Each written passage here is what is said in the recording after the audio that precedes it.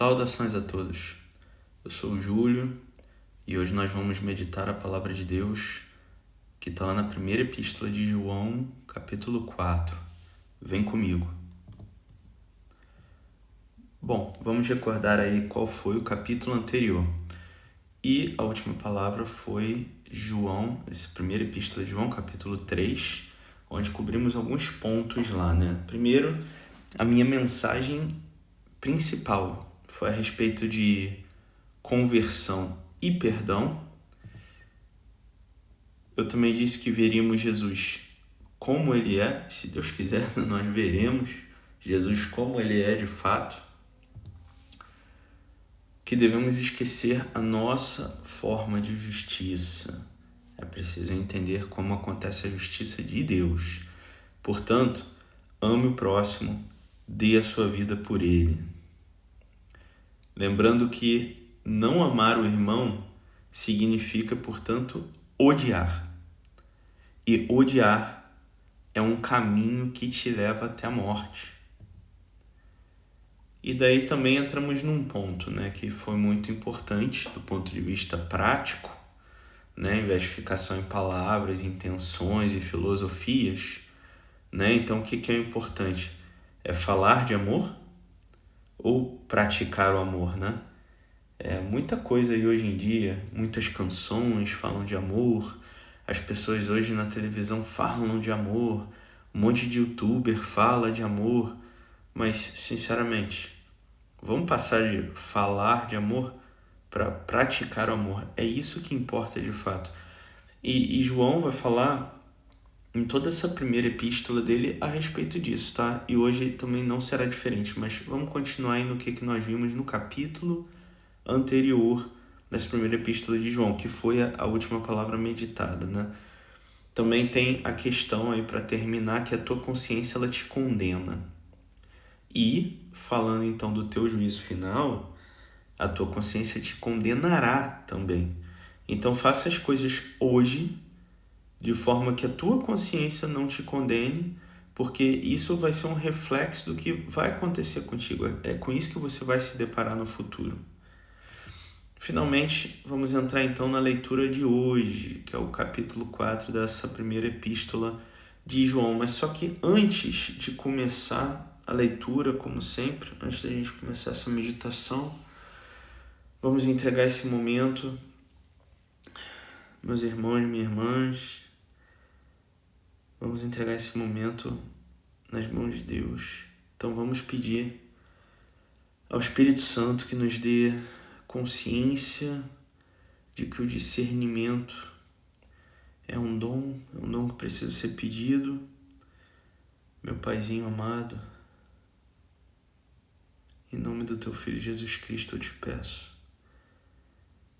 dá-nos o discernimento. Ó Espírito Santo, você está aqui comigo, fica conosco. Olha para as nossas necessidades, olha a necessidade da Tua igreja peregrina. Sem você nada podemos fazer aqui. Fica conosco. Nos anima, Espírito Santo, nos dá perseverança. Quantos corações nesse dia precisam de consolo. Quantas pessoas até duvidam, não sabem exatamente o que eu estou fazendo aqui assistindo isso. Obrigado, Senhor, por essa palavra. Ó Deus, Tu sabes de todas as coisas. Bendito seja Teu santíssimo nome, Deus. Espírito Santo permanece conosco, nos dá a alegria de conhecer a Tua palavra. E aqui nós estamos para mais um passo na construção de um relacionamento contigo. Assim eu te peço, Paizinho querido, Paizinho amado, que esteja conosco e que não canse de ser misericordioso conosco. Tudo isso te peço em nome de Jesus Cristo, Teu Filho, também na unidade com o Espírito Santo, assim seja. Amém. Quero lembrar a todos os irmãos para que, independente desse pequeno estudo, né, mais uma meditação que nós fazemos aqui, também nessa meditação aqui, que ela não pare aqui, tá? Arrume um tempinho, então vá anotar quais foram as promessas de Deus na tua leitura, as ordens de Deus. que você identificou de princípios eternos, qual foi a mensagem de Deus para você hoje e como colocar isso em prática, né? Tudo isso eu vou aqui não cobrir hoje, né, a promessa, as ordens, os princípios, eu não cobrirei. E para quem quiser entender um pouco mais, dá uma olhadinha lá, por favor, nos meus 2 vídeos iniciais, tá bom? Que é o vídeo convite e depois lá no primeiro capítulo dessa primeira epístola de João, é onde tem lá uns detalhes com relação a esse estudo. Bom, vamos então começar. Vamos começar logo. Eu quero lembrar a todos, tá? Que independente desse vídeo aqui, que você abra a sua Bíblia, tá? Realmente vamos examinar a palavra de Deus. E eu quero começar aqui com a Epístola de João, capítulo 4. Deixa eu só colocar aqui no silencioso. Pronto. Amados, não deem crédito a todos os que se dizem inspirados. Antes, examinem os espíritos para saber se vem de Deus, pois no mundo já apareceram muitos falsos profetas. E é muito interessante, né? Se examinem os espíritos, ou conforme outras traduções, ponham os espíritos à prova. Esse é um chamado realmente de atenção para o cristão que, animado com a beleza, com a suavidade de uma vida no espírito, né? O cara quase que flutua, que beleza, que maravilha andar com Deus, aí se esquece que vive num mundo que é essencialmente mal. Inclusive, João vai falar disso abertamente no próximo capítulo. Ele vai falar então um famoso verso que muitos já ouvimos, que diz que o mundo jaz no maligno. Vai estar lá no versículo 19, mas vamos ficar por aqui, por enquanto. Então, o que eu tenho a dizer com relação a esse examinem os espíritos?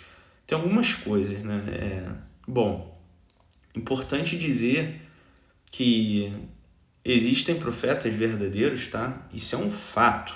Tá dizendo aí, você tá lendo aí na tela que já apareceram muitos falsos profetas. Já vamos aprofundar um pouquinho mais nisso. Mas, verdade seja dita, né? Vamos glorificar o nome de Deus, porque existem profetas verdadeiros, sempre existiram, tá? E eu não tenho dúvida disso. E também não tenho dúvida de que Deus suscitará também novos profetas conforme a necessidade do seu povo. Independente do lapso de tempo que a humanidade tenha ficado sem profetas próximos, né? Ou pelo menos daquilo que nós conhecemos e do que foi registrado, a verdade é que Deus Pai nunca abandonou seu povo. E depois que Jesus nos enviou o Espírito Santo, conforme o próprio Jesus prometeu, né?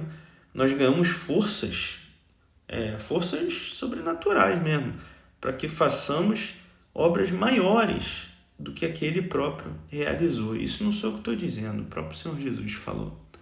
Então, ligando tudo isso que eu acabei de falar a esse versículo primeiro aí na tela, então, somente o Espírito Santo poderá te capacitar a examinar, a discernir se as intenções e os conteúdos pregados são de fato verdadeiros. Então, discernimento é um dom do Espírito Santo. E se é um dom, é um presente, né? Ele é gratuito, é de graça. Mas, perceba, com tudo isso, se é um dom, se é um presente, se é de graça, significa que o Espírito Santo considerará conforme ele bem entender, conforme for necessário, tá?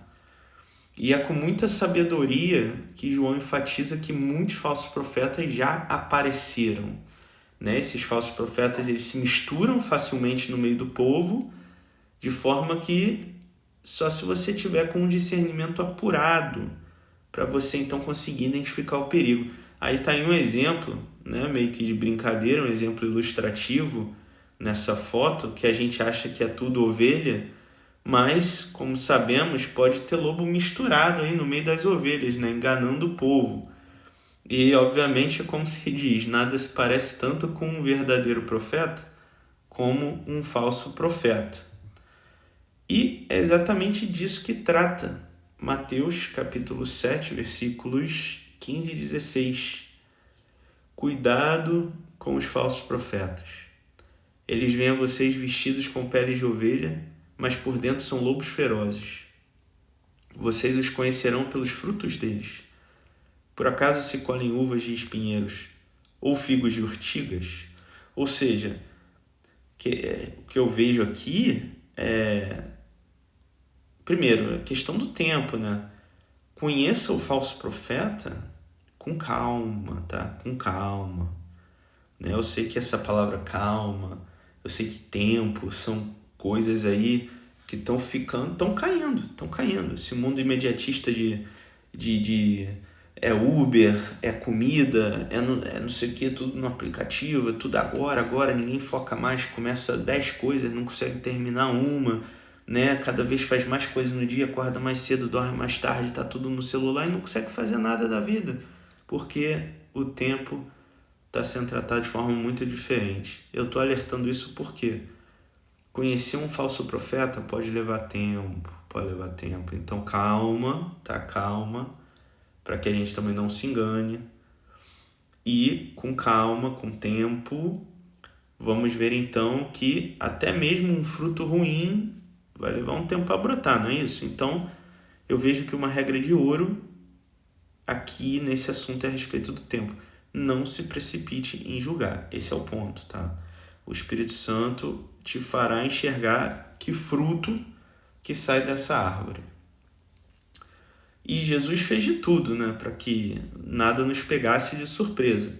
Eu falo aqui tanto dos apóstolos que viveram com ele, como também de todos os fiéis, de todos os mártires ao longo da história, até os cristãos do dia de hoje, como eu, como você, enfim. E entenda, profecia não é chute. Falsos messias e falsos profetas sempre vão aparecer, sempre. Eles vão fazer sinais, milagres, mas nem por isso se iluda, porque isso não é nada legítimo. Obviamente eu coloquei uma foto aí, misturando um pouco aí de um sarcasmo, talvez alguns digam piada de mau gosto, mas é só para dar uma ideia do que significam esses falsos profetas. Então por isso eu vou enfatizar as palavras do nosso Senhor Jesus Cristo, lá em Mateus 24, e versículos 24 e seguintes. Porque vão aparecer falsos messias e falsos profetas que farão grandes sinais e prodígios, a ponto de enganar até mesmo os eleitos, se fosse possível. Vejam que eu estou falando isso para vocês antes que aconteça. Eu sei que pode até soar uma piada, né? Alguém se incomodar com esses caras aí, né? Gente tipo o Henrique Cristo da vida, né, e tal, mas uma coisa tem que ficar claríssima. Tal piada, né, se for uma piada realmente, é uma piada de muito mau gosto, eu assumo, e nem dá para saber se o problema é algo inocente, sabe? Como alguma disfunção mental ou como algo diabólico mesmo, que quer arrastar pessoas sérias até o abismo. Mas perceba que o ponto aqui é o seguinte: o que para alguns pode parecer uma piadinha, né? Coisas que não estão nem falando desses grandes sinais e prodígios ainda, tá? Ainda. Mas esses dias virão, tá? Esses dias virão. Preciso tomar muito cuidado. E aí eu começo a ler os próximos versículos. Versículo 2 e 3. Para saber se alguém é inspirado por Deus, sigam esta norma. Fala da parte de Deus todo aquele que reconhece que Jesus Cristo se encarnou. Todo aquele que não reconhece a Jesus não fala da parte de Deus. Esse tal é o espírito do anticristo. Vocês ouviram dizer que ele vinha, mas ele já está no mundo.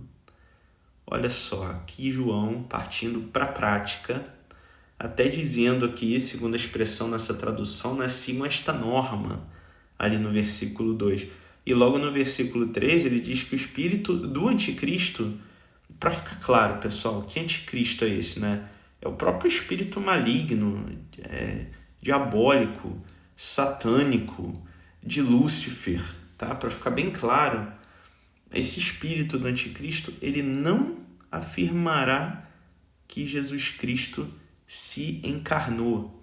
E não confunda que não revelará que Jesus Cristo se encarnou, tá?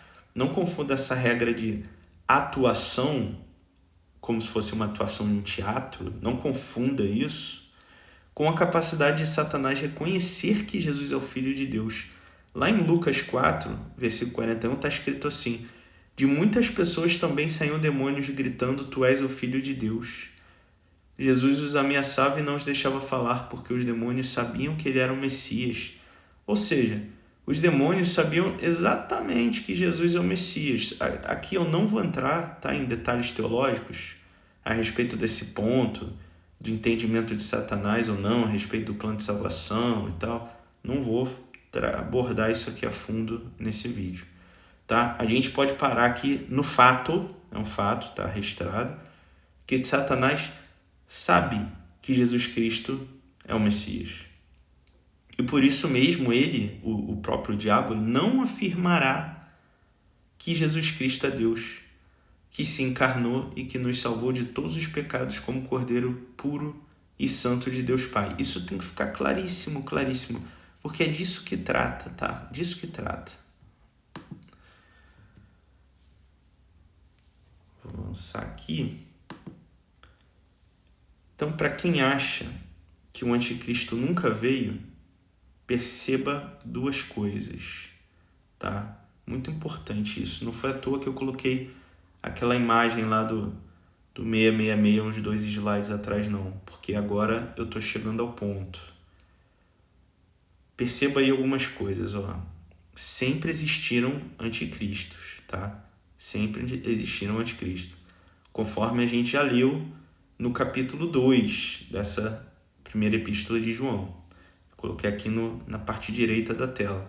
Então, nós entendemos agora que Satanás, com seus demônios, sempre se utilizaram de homens nesse mundo para se manifestar ao longo da história. Então, não se esqueça, o diabo já se utilizou até mesmo de uma serpente, né? Não só dos homens, mas quem é que não lembra lá no Jardim do Éden? Se utilizou de uma serpente. Então, além dos anticristos de sempre, é preciso que você não se engane, saiba que haverá, em especial haverá um anticristo, talvez o anticristo, sobre o qual Paulo tratou na sua segunda epístola aos Tessalonicenses, lá no capítulo 2, também no Apocalipse de João, que é mencionado lá como besta ou como anticristo. Eu contei pelo menos aí umas 35 vezes em capítulos diversos, a partir lá do capítulo 11, que eu contei umas 35 vezes, e nós não sabemos se esse anticristo já está no nosso meio ou se ele ainda virá, tá? Mas esse é especialmente esse anticristo, ou anticristo, ele é especialmente profético porque ele está ligado com o fim dos tempos. E como eu estava conversando outro dia com meu tio, eu tenho que dizer o seguinte, tá? Eu percebo isso, sinto isso, que os sinais bíblicos apocalípticos, eles têm se intensificado.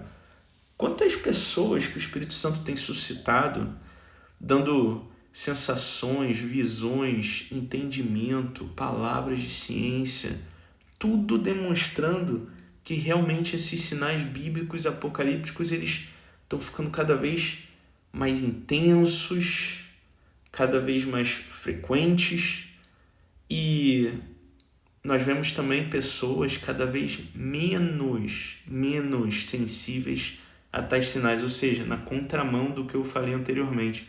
Enquanto Deus suscita muitos, eu vejo cada vez menos pessoas sensíveis a esses sinais, ignorando aí o que eu chamo de ensaios anticrísticos atuais, tá?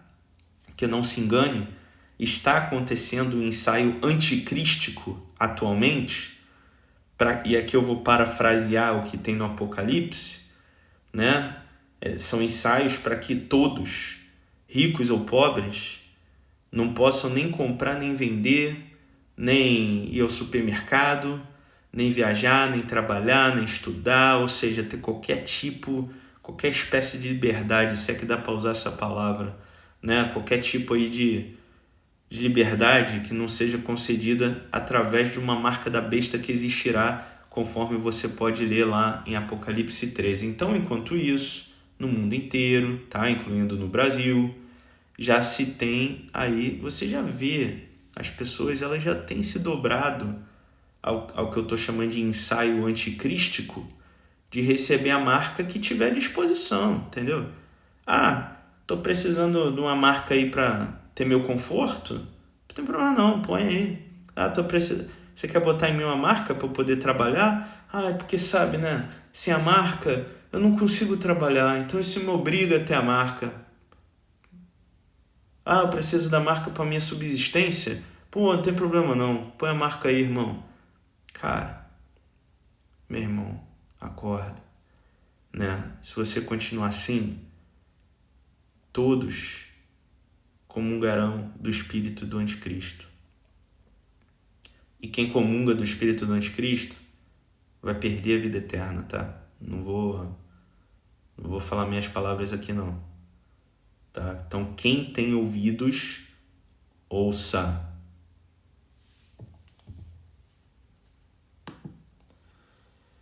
Bom, depois de tantas coisas ditas, eu volto ao ponto principal dessa meditação, que é a importância do dom do discernimento, tá? Então peça ao Espírito Santo, isso é muito sério, muito sério. Peça ao Espírito Santo que te conceda esse dom. O próprio Jesus sabe quão difícil seria para nós sem o discernimento e disse aquilo que a gente já leu lá em Mateus 24, né? Que vão aparecer falsos messias, falsos profetas, que farão grandes sinais e prodígios, a ponto de enganar até mesmo os eleitos, se fosse possível. Ou seja, os eleitos não será impossível, mas vai chegar muito perto, muito perto. E Jesus também falou, vejam que eu estou falando isso para vocês antes que aconteça. Então, pessoal, que ninguém seja pego de surpresa, ninguém seja pego de surpresa. E novamente eu digo, tá? Eu repito palavras que a gente vê na Bíblia, quem tem ouvidos, ouça. Acorde, meu irmão, minha irmã. Versículo 4. Filhinhos, vocês são de Deus e já venceram os anticristos, pois aquele que está com vocês é maior do que aquele que está com o mundo. E a vitória sobre o anticristo é certa. Tá? Para quem quer mais detalhes sobre essa vitória, veja então o que Paulo escreveu lá na segunda epístola aos Tessalonicenses, capítulo 2, versículo 8.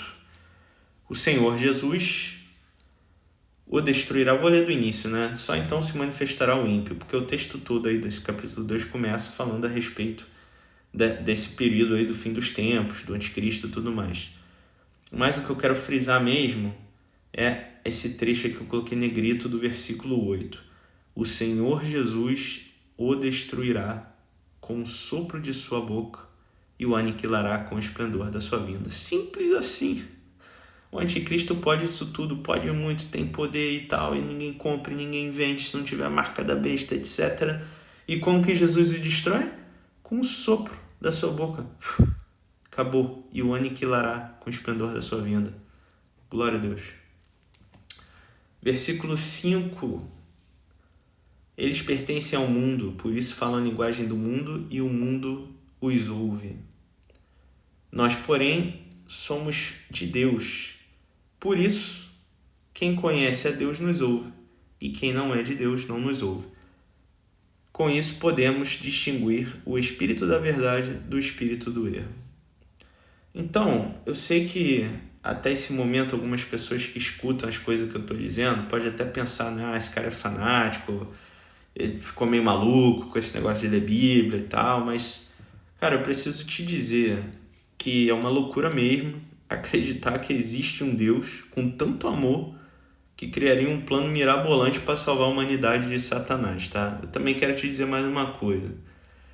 Quem não acredita nesse amor pode ser, talvez por um desconhecimento do amor de Deus, ou então pode ser porque, e talvez eu possa estar tocando na ferida de alguém, pode ser que você nunca tenha provado de tanto amor, achando, portanto, que é impossível existe um amor assim tão grande como eu tenho falado, como você ouve muitas pessoas antes de mim falando do amor de Deus. Pessoas que mudam completamente a sua vida por amor a Deus em troca do amor que sempre teve de Deus. Então, por essa e por outras, aqui João disse que quem é do mundo entende a linguagem do mundo, né? Que então os ouve. E por outro lado, quem entende a linguagem do amor vai se tornar então esse tal do doido varrido, né? Alguém que parece que vive numa outra dimensão. E isso, eu sinceramente, eu acho que tá certo, tá? Porque é assim que eu sinto. Então, os cristãos, eles já vivem aí uma espécie de uma, não vou dizer de uma dimensão, mas vive numa realidade que é uma realidade de ensaio, aí sim, um bom ensaio para o reino de Deus, tá? E é disso que Jesus falou tanto na vida dele. E lembrando que minha palavra-chave desse estudo é discernimento. Então eu destaco agora o finalzinho do versículo 6, que diz: com isso, ou seja, né, com o conhecimento da linguagem do reino de Deus, então com isso podemos distinguir o espírito da verdade do espírito do erro.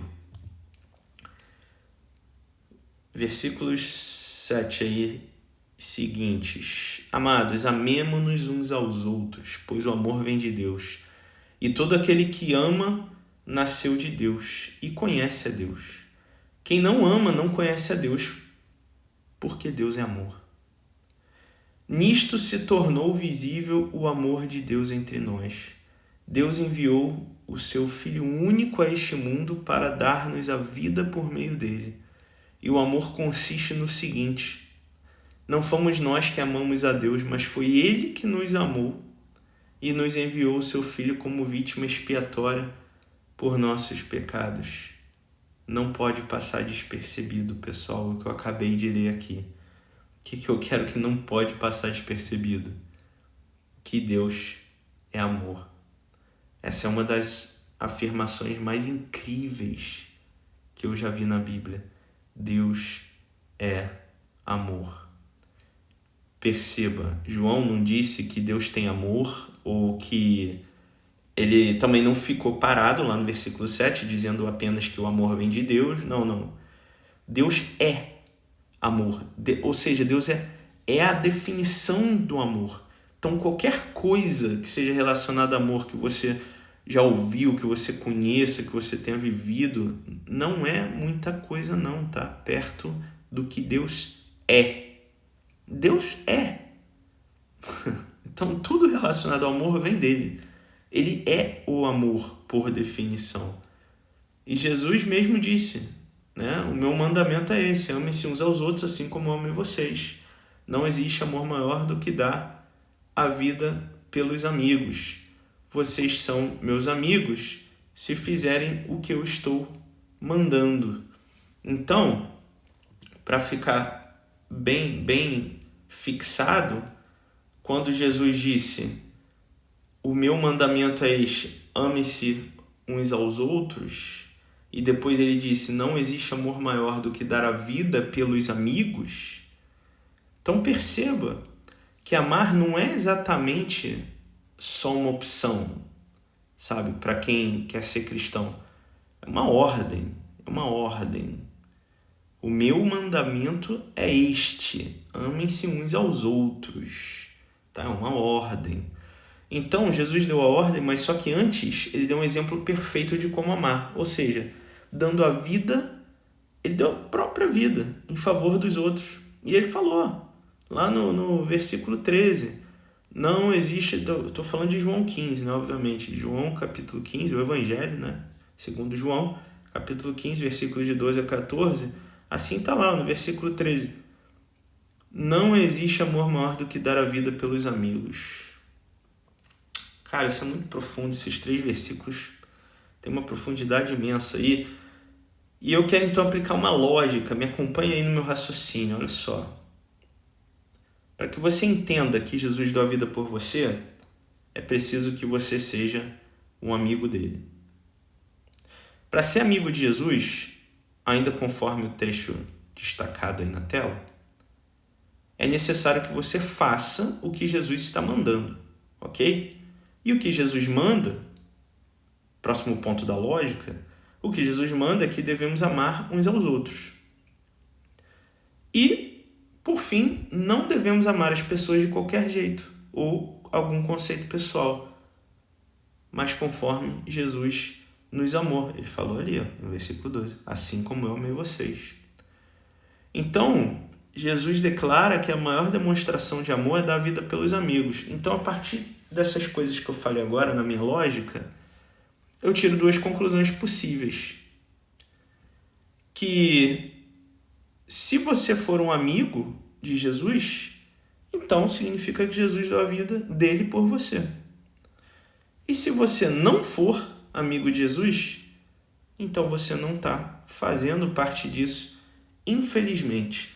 Então, diante dessas conclusões possíveis que eu acabei de te falar, né? Obviamente, eu quero que você fique com a primeira conclusão, que é que se você for um amigo de Jesus, então tome isso para você, de que ele deu a vida dele por você.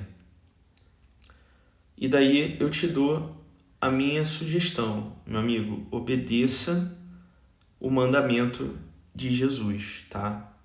Ame o próximo. E muita gente não entende quando eu digo ame o próximo. Eu posso te falar de uma outra forma. Perdoe quem te magoou. E nesse momento o Espírito Santo ele me pede para que eu repita isso novamente.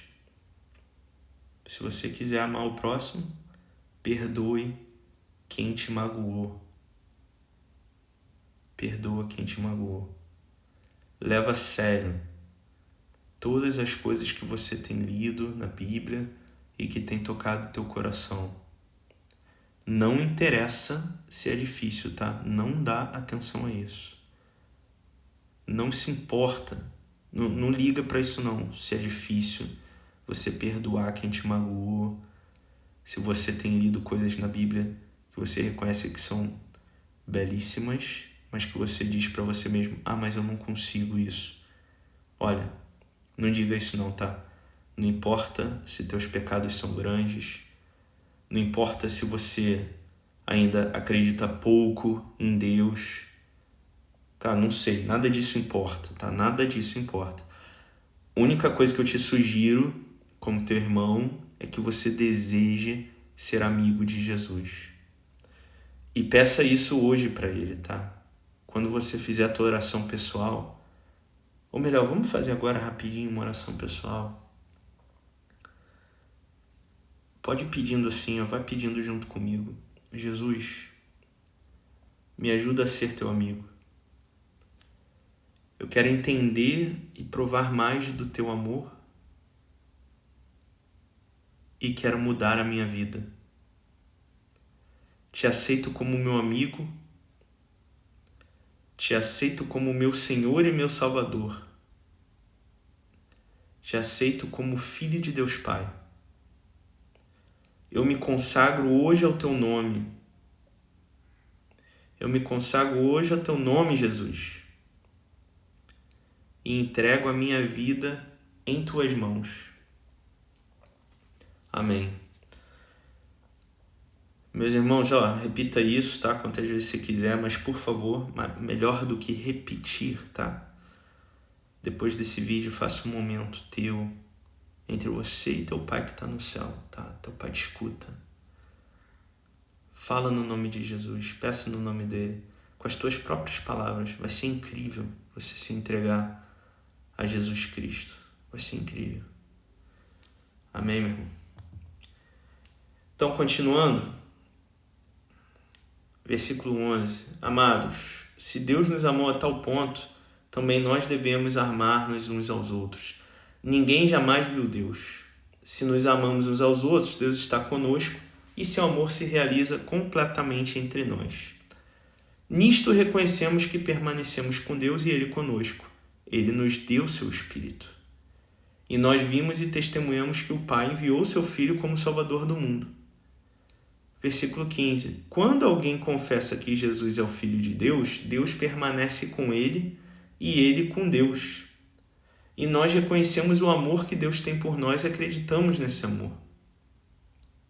Deus é amor. Quem permanece no amor permanece em Deus e Deus permanece nele. Maravilha. Quando eu leio esses versículos aí destacados, eu entendo que o Espírito Santo, ele é uma espécie de garantia da salvação dada por Jesus Cristo. E sabendo como esse Deus, Espírito Santo, lembrando, o Espírito Santo é Deus. Então, sabendo como o Espírito Santo se manifestou à sua igreja primitiva há quase 2000 anos atrás, eu sei que essa promessa é também mais uma prova da fidelidade e do amor de Deus conosco. Isso é maravilhoso. Versículo 17. Nisto se realizou completamente o amor entre nós, o fato de termos plena confiança no dia do julgamento, porque tal como Jesus é, assim somos nós neste mundo. No amor não existe medo, pelo contrário. O amor perfeito lança fora o medo, porque o medo supõe castigo. Por conseguinte, quem sente medo ainda não está realizado no amor. Quanto a nós, amemos, porque ele nos amou primeiro. E aqui no versículo 18, eu penso na minha morte nesse mundo. Ou, conforme você queira também pensar, né, se Jesus vier antes, eu penso também no retorno de Jesus Cristo, enquanto eu estiver aqui. E seja eu morrendo aqui nesse mundo, ou seja com Jesus Cristo retornando, eu tenho que dizer, eu sinto sim muita alegria. E como o meu amor e a minha certeza de vitória em Cristo tomam conta de mim, eu não sinto qualquer dúvida, né? Sequer medo, que está aí frisado, né? no versículo 18. Sequer medo eu sinto quando eu penso que vai chegar esse dia. Óbvio, é um dia de julgamento, é um dia sério. Mas, sinceramente, tá aí mais um motivo para amar plenamente. Eu tenho plena confiança, eu amo com liberdade de filho de Deus. E vamos ler, né? Vamos ler primeiro aqui. Se alguém diz, versículo 20, se alguém diz, eu amo a Deus, e no entanto odeia o seu irmão, esse tal é mentiroso. Pois quem não ama o seu irmão a quem vê, não poderá amar a Deus a quem não vê. E este é justamente o mandamento que dele recebemos. Quem ama a Deus, ame também o seu irmão. Então, esse versículo 20 ele é tão explicativo, tá, que eu não preciso elaborar muita coisa, não. Eu só quero repetir aqui o trecho. Se alguém diz, eu amo a Deus, e no entanto odeio o seu irmão, esse tal é mentiroso, pois quem não ama o seu irmão a quem vê, não poderá amar a Deus a quem não vê. E, convenhamos, né? Essa é a pura verdade. Como é que alguém pode dizer que ama uma pessoa que nunca viu, sem amar primeiro aqueles que estão bem diante dos olhos, né? Então, lembre-se, das palavras de Jesus que eu coloquei aí nesse retângulozinho. Lembre das palavras que Jesus falou, que o apóstolo Mateus registrou lá. Mateus 5, 43 a 48. Tem bastante coisa aí, tá? Tem bastante coisa. Eu quero resumir alguns. Então, primeiramente, eu, porém, lhes digo, Jesus falando, eu, porém, lhes digo, amem os seus inimigos, rezem por aqueles que perseguem vocês. Pulando agora para o 46. Pois se vocês amam somente aqueles que os amam, que recompensa vocês terão? E, quanto ao trecho final, deixa eu ler, 48, portanto, sejam perfeitos como é perfeito o Pai de vocês que está no céu. Então, esse trechinho final de versículo 48, eu quero acrescentar um detalhe. Deus Pai não é como você. Deus Pai não é como eu. Ele sempre perdoou por misericórdia e não por merecimento. É por isso que Jesus ensinou e aqui exortou para que a gente seja perfeito como é perfeito o Pai que está no céu. Porque, olha só, que recompensa terão se fizerem o que qualquer um faz? Não? Então, ao invés disso, né, como Jesus disse, obviamente, não com essas minhas palavras, mas conforme está escrito, o que Jesus disse foi, pessoal, ame gratuitamente, como homem nenhum pensa ser capaz de fazer. Aí sim, a recompensa de vocês será boa. Então não adianta só fazer o que você faria pela tua própria natureza. Não adianta isso não. Você tem que buscar a perfeição. E em quem está a perfeição? Versículo 48. A perfeição está em Deus Pai. Tá? Mensagem de Deus para mim hoje é o versículo 1. Amados, não deem crédito a todos que se dizem inspirados. Antes examine os espíritos para saber se vem de Deus. Pois no mundo já apareceram muitos falsos profetas. Então aí, por isso que a palavra para mim foi discernimento. E como eu posso aplicar isso em minha vida no dia de hoje? Bom, pedindo a graça do discernimento, que é dom do Espírito Santo, não me deixando enganar pelos que vivem segundo o espírito do anticristo e estando alerta para todos os sinais bíblicos e alertando aos meus amigos, conhecidos, até mesmo desconhecidos, sobre esses falsos profetas. Ah, sim, óbvio. E também alertar sobre o sinal da besta que está sendo ensaiado. Esse ensaio está em curso para ser implantado. Abra seus olhos, meus irmãos, minhas irmãs. Então, que Deus te abençoe e que você se esforce para cumprir a missão apostólica de evangelizar. Então, esteja abençoado em nome do Pai, do Filho e do Espírito Santo. Amém. Assim seja.